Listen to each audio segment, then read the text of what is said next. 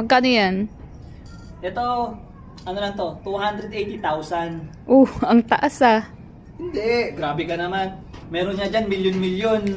Tapos, ghost project eh. Ito, may actual project, hindi scam, no? At saka alam mo kung bakit? Halika, lapit siya dito. May ipapakita ako sa'yo. Luxury ba yung ano, bike? Oo, maganda to. Pang food cart talaga to. Tingnan mo yung finish niya. Oh. Tubo to, no? Matibay. Ginawa talaga tong bike na to, tong BMX na to, para sa mga food cart. Tapos, stainless din ang loob nito. Tapos, may surprise to kung bakit ganun kamahal. Papakita ko sa'yo.